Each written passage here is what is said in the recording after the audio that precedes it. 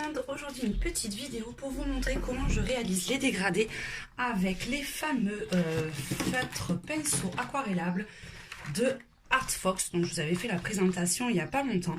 Donc là je vais vous montrer la technique que j'utilise pour les utiliser à sec.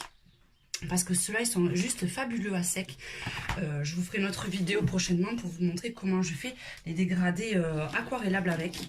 Mais je voulais vous montrer le résultat sur ce petit mandala. Donc vous voyez quand même les possibilités que vous pouvez faire avec ces feutres. Les dégradés sont juste top, les couleurs sont vraiment super lumineuses. Et donc je voulais vous montrer vite fait comment on faisait pour faire ces petits dégradés assez sympas. Donc pour ça, le seul inconvénient c'est qu'il n'y a pas les numéros en fait sur les feutres. Donc voilà ce que j'ai utilisé. C'est un rose assez fluo, après un petit rose un peu plus foncé qui tire vers le violet et un violet foncé. Et avec, on peut faire ce genre de résultat. Donc c'est juste vraiment topissime. C'est la première fois que je trouve des feutres, à part les Posca, c'est plutôt basé sur la peinture, avec lesquels on peut faire des dégradés qui se fondent aussi bien.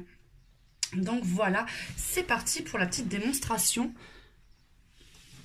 Alors, je vais essayer de bien me mettre parce qu'en fait, j'ai le pied de la caméra qui va me gêner un tout petit peu. On va essayer de se remettre bien en phase. Hop, voilà. Donc, on va faire cette petite partie avec le rose. Et vous allez voir, c'est assez simple à faire. Donc... La seule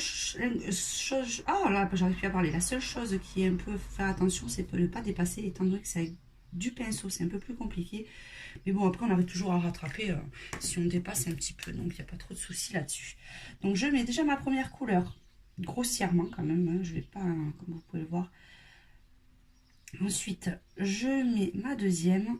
Je monte un petit peu aussi comme je fais mes dégradés avec les crayons sur ma couleur la plus claire.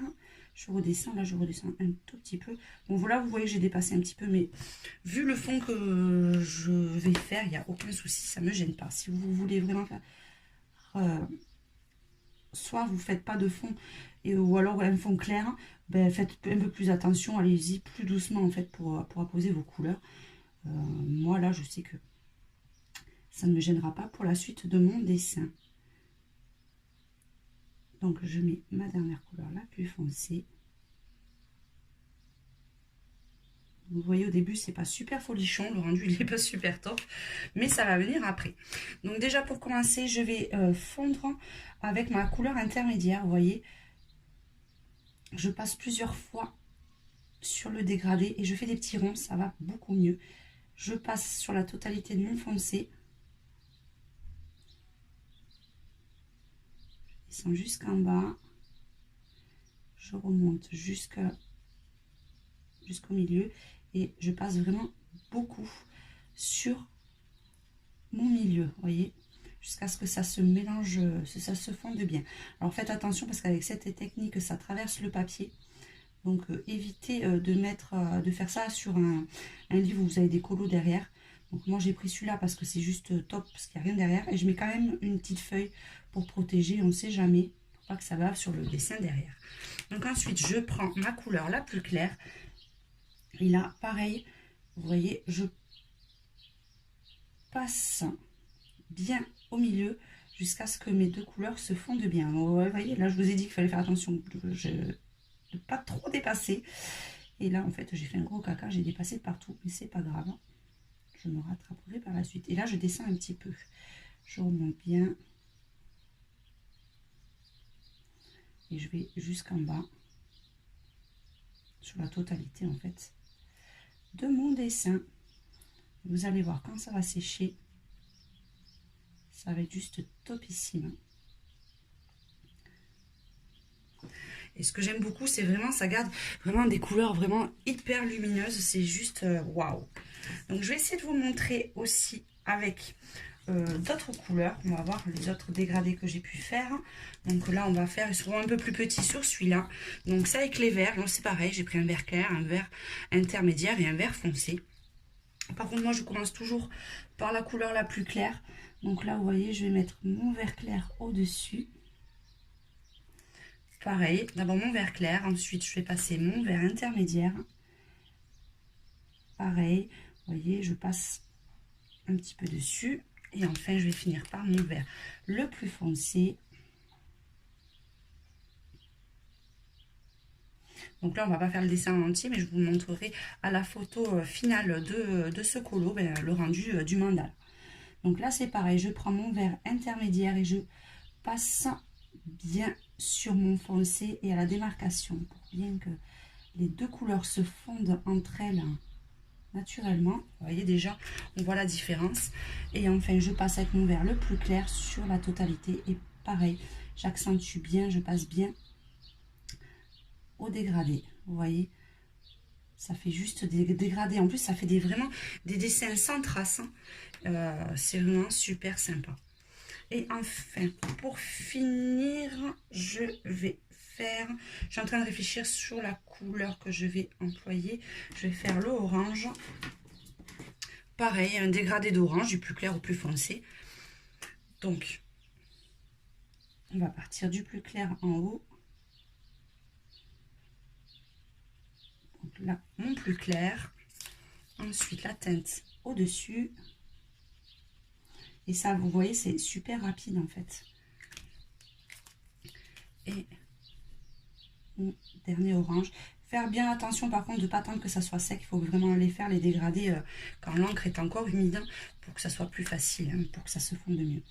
Là, pareil, à l'intermédiaire, l'intersection des deux couleurs, j'accentue bien, je passe bien pour bien faire mon dégradé. Et là, pareil au-dessus, je reprends ma couleur la plus claire. J'appuie bien au niveau du dégradé et je descends. Vous voyez, il n'y a rien de plus simple pour faire des dégradés comme ceci. Et enfin, pour terminer, on va le faire avec le dernier. Donc comme ça, on aura vu toutes les couleurs avec le bleu. Donc on va le faire sur la petite pointe du milieu. Donc là, il y a un turquoise, ça change un petit peu, un turquoise, un bleu qui tire un peu vers le vert. Et vous voyez, il y a un dégradé de bleu. Donc, j'essaie de ne pas trop vous cacher avec la main. Donc on va faire le même style, là on va pas faire du plus clair au plus foncé. Vous voyez, on va faire une bande turquoise, la bande claire au milieu. Bon, en plus là c'est vrai qu'avec le pied de la caméra, je suis hyper mal positionnée, donc c'est pas évident, faut pas trop dépasser. Là, on va éviter parce que comme après je vais mettre du rose, c'est un peu plus clair. On va éviter de mettre trop dessus. Allez, là on repasse la couleur intermédiaire. On passe bien au niveau de l'intersection. On passe sur la totalité. On fait bien attention de ne pas oublier de zone quand même, pour pas que ça fasse des traces blanches. Et enfin, je prends mon turquoise. Là c'est un peu différent, comme c'est vraiment pas des couleurs qui se suivent. Vous voyez, je repasse un coup sur mon turquoise et je vais reprendre mon bleu clair et je passe de nouveau sur l'ensemble. J'accentue bien au milieu. Et voilà le petit dégradé. Donc vraiment tip top à sec. C'est vraiment un vrai coup de cœur pour ces crayons. Donc je vous remonte la boîte. Je vous mettrai bien sûr le lien en barre d'infos. Et n'hésitez pas, si vous cherchez de très bons feutres aquarellables ou à utiliser à sec, ben je vous conseille fortement ceci. Allez, je vous fais un gros bisou à tous. Et n'hésitez pas à aller voir à la fin de la vidéo le résultat final de ce mandala. Je vous fais un gros bisou à tous et à très bientôt.